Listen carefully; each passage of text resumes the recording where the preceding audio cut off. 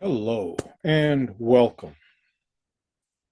Today's presentation, we are going to explore spiritualism. Uh, the mantra of spiritualism is that it is a science, a philosophy, and a religion. And unfortunately, the interpretation of science or spiritualism as a science merely refers to the idea that scientists have investigated spiritualism. That idea is completely wrong. Most of those people who claim, I should say, to be spiritualists are whatever religion they happen to be, with a little bit of mediumship or prophecy thrown in. Other than that, they are whatever religion they follow, which is typically going to be Christianity. So we're going to explore spiritualism as a science. And we begin with something written by Andrew Jackson Davis, who was a proponent of modern spiritualism, which is different from spiritualism, because spiritualism itself is merely concerned with the messages. And that's pretty much it, messages, because you don't see any trance mediumship happening at any of the churches, but you see a lot of messages. And a lot of times they will force themselves on you with their messages. Whereas modern spiritualism is a little more expansive. And Andrew Jackson wrote that duty demands serious analysis and investigation of all conspicuous subjects, all subjects. Truth may be found in the following revelation. Nature must be the standard by which all men may judge whether the truths therein contained are pure, practical, and elevating. And it is through this basic principle that spiritualism has evolved, or rather, I should say, spiritualism should have evolved through the observations of nature. The natural principles were developed. Simplicity and elegance are some of the requirements for a theory in science to be acceptable. So let's consider a little bit of this. And we will focus on some of the natural principles because they are easily observable in nature. Everything you see in nature, it's a principle, essentially. The principle of order is seen through the natural flow of events. Or in mathematics, 1, 2, 3, 4, 5. That's natural flow of events, cause and effect. Everything flows. Certain conditions are precursors to certain events. Look at the weather. Whenever you have your temperatures suddenly go up and are expected to go down just as suddenly, expect the potential for severe weather. It's a principle. Doesn't mean it'll happen, but the circumstances are right for it to happen. One might even say there is some kind of intelligence at work. This is where the whole concept of God came from, was through these observations, because you don't always see the cause, but you typically see the effect. Gravity, you don't see the cause of gravity, but you see the effect of gravity. In fact, we assume that gravity is an attraction, but gravity is actually due to the spin of the planet. And energy, all energy is information. All energy is information. You just need the tools to interpret it, or the observational skills to interpret it, because it requires some form of intelligence. And this does not mean that events cannot be influenced, because if you are able to interpret the information correctly, you can influence events. Therefore, we influence nature very often. We influence all the events that happen around us. The circumstances you find yourself in, well, it's you influenced them. You brought them to you. You are in them because that is where you want to be. You want to get out of those circumstances, then you do something different. And there are numerous examples of scientists influencing nature's flow of existence. Quantum mechanics is one of those examples where they discovered that in the scientific experiments that are conducted, the observer, whoever happens to be observing, is in a position to influence the outcome of the event. Sounds crazy, but it is true.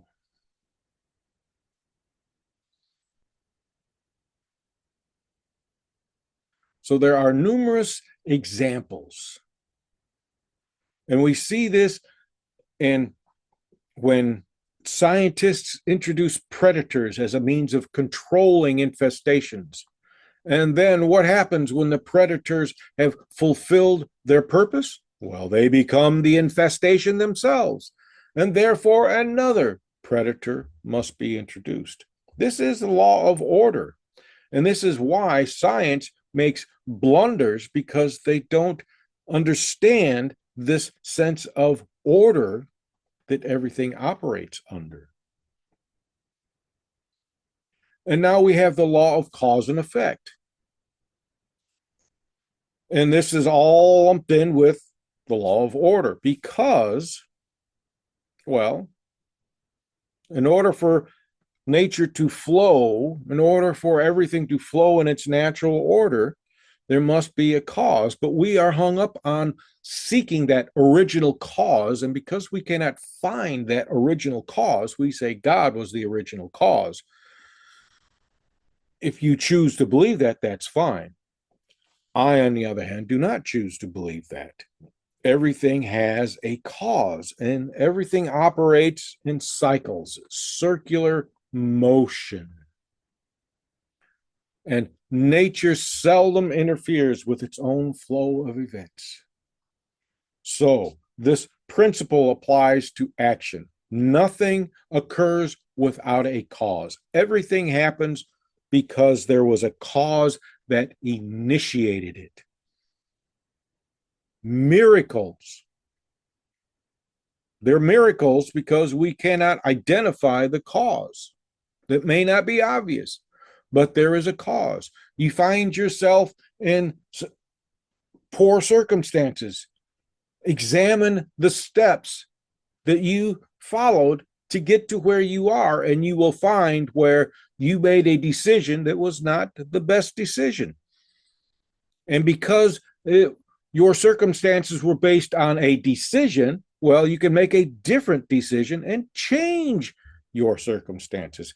Every effect becomes a cause for something else. That's how this flow operates. It's how this principle of order operates, because with every cause there is an effect, and every effect becomes a cause. It's not back and forth. It's how it flows. It's how it flows. And our predator example demonstrates how it works. Everything must have a cause. You do unto others as you would have them do unto you. When you do, you are the cause. The effect you are hoping that you are initiating is that they will do the same to you. even though it doesn't necessarily work out that way. But that's the principle. What you do has consequences. Everything has consequences. And all you can do is watch how the consequences play out. Watch the flow from your action.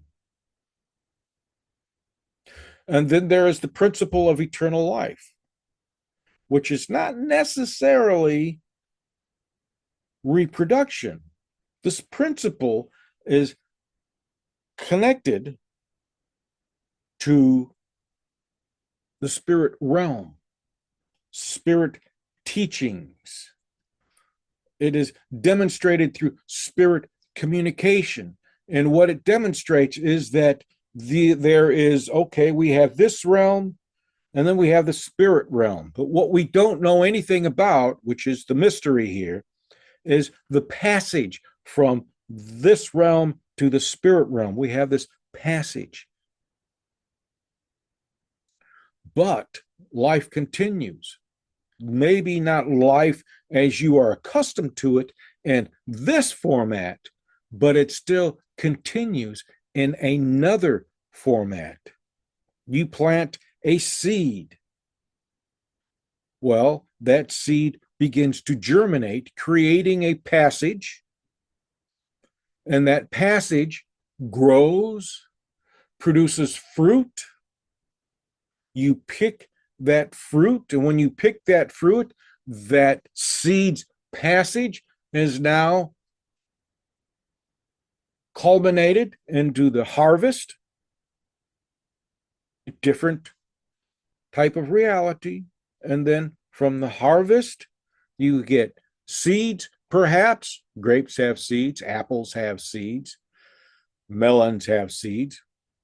So you plant the seed, and again, that reality changes into another reality through a passage. And that's how life is eternal.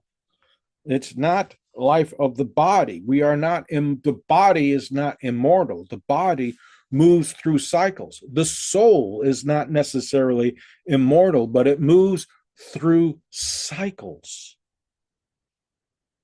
And it is these cycles that are life. Life is a process, plain and simple. Life is a process.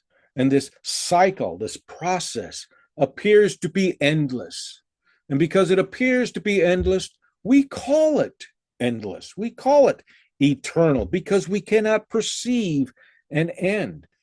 And to be honest, we truly cannot perceive a beginning, because when we look back at birth, we're only seeing the beginning of a particular cycle. That's it. We're not seeing what happens before that cycle, but only after that cycle has initiated.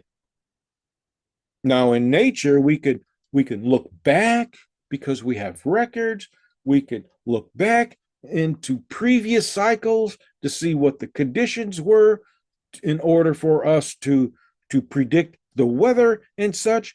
So again, cycles. It's always cycles. Cycles are never ending. When this body is no longer functioning, this body will reduce itself into the ground and will be absorbed and will be used for another body. The soul, my soul, will go through a passage, this process. And in some instances, this passage is a reviewing of all that I did in my life, particularly the wrongdoings that I have not corrected. I will experience all of that during my passage before I get to the spirit realm. And then in the spirit realm, I will be born into the spirit realm. I will exist there for a time. I will communicate with others in this realm or in another realm. And eventually I will, again, my soul will form another body around itself, and I will be in this realm or another realm. It's a process. That is the principle of eternal life. We don't know if we began as spirit or if we began as matter, and it doesn't make a difference. We prefer uh, to be spirit beforehand and to return to spirit, but there's really no way to know. All we know is that there is some form of refinement that is taking place.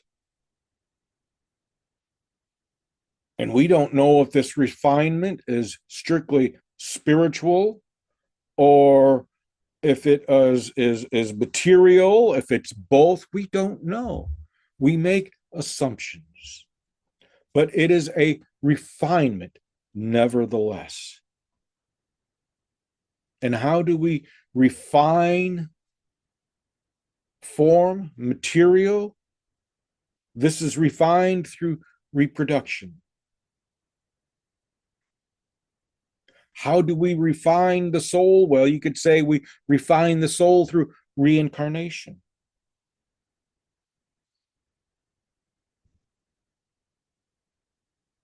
That is the principle of eternal life. Not necessarily immortality as we would describe it, but a continuous life.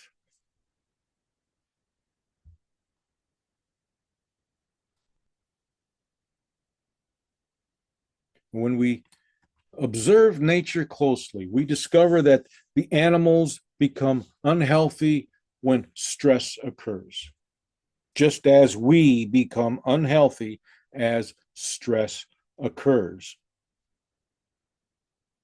Now, we also have to keep in mind that a virus is a living organism that follows its respective principles, just as we follow our respective principles. And stress occurs whenever we fall out of harmony with our natural selves or nature. Illness is mostly due to stress because we fall out of harmony because of stress. And when we fall out of harmony, we create a pathway for illness. When we, for whatever reason, create an opening for a virus to come into us through stress, then that virus has to go through its cycle, and we have to go through a cycle initiated because of the virus. There's cause and effect again. We have to go through that. As long as we remain harmonious with ourselves and with our environment or within nature, we are healthy.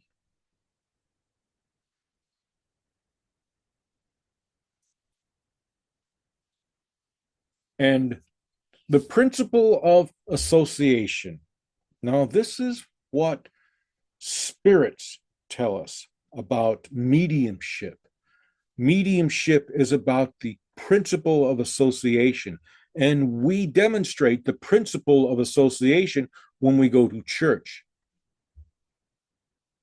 We demonstrate the principle of association when we go to work. We demonstrate the principle of association when we meet up with friends.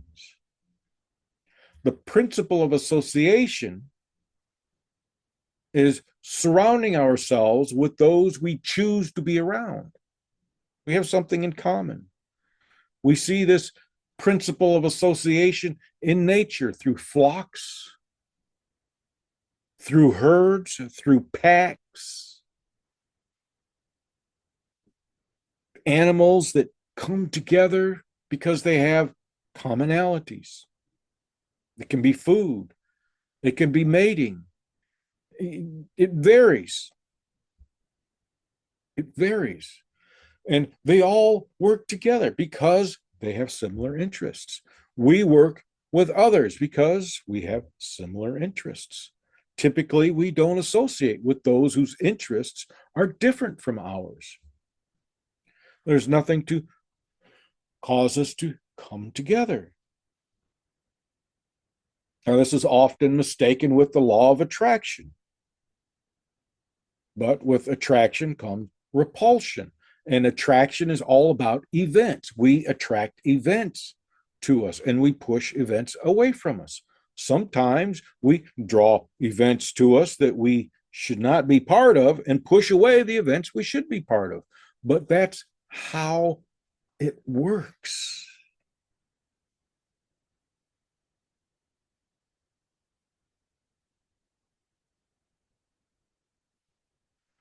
Think of a cup of water running over. In order for more to enter into the cup, some has to be dispersed. And what is dispersed is not necessarily old, harmful, new, or even beneficial. It is merely being dispersed. And as it is dispersed, renewal takes place. That is the flow. Renewal takes place, and what is old is displaced and dispersed. It's the same with events. It's the same with events. And these are just a few of what can be termed natural principles. Other natural principles we pay no heed to, such as the laws of physics. We leave these to the hardcore amateur or professional scientist. However, it was scientific discoveries of unseen influence that inspired people like Thomas Wentworth Higginson to suggest the discoveries of science and its pursuit into higher or unseen influences paved the way for spiritualism. And with modern spiritualism, it leaves behind the necessity of messages and reaches out towards the experience or the expression of life. Modern spiritualism is about life. Typical spiritualism is merely about connecting with whatever happens to be there.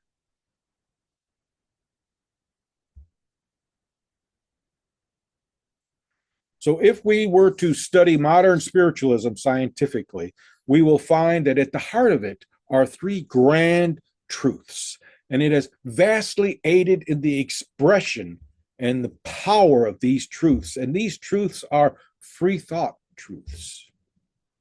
First, there is the unity of life, and the unity of this life with the life to come, meaning that they are the same. What you do in this life influences your next life. And when you achieve the next life, what you do in that life will influence the life that you experience afterwards. That is the flow. Secondly, there is personal responsibility. It is your character, not faith, that saves you from all the endless ages. It is character that carries you through, not faith. Spiritualism opposes the idea of vicarious atonement, meaning that Jesus did not die for us. Jesus died so that we may become better than what we are now. Atonement. And thirdly, eternal hope and progress. If we do live beyond the grave, it is a life of hope and progress and not one of despair. It is not lured with the fires of some unending hell. Spiritualism, modern spiritualism, strips away this idea of death and its terror and opens for us a passage into something different.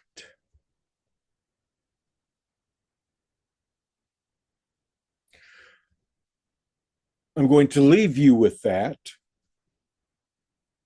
And I hope your day will be blessed. If you enjoyed this, please take a moment and like our video, subscribe to our channel. We explore a variety of ideas. Thank you very much for joining me, and do great works.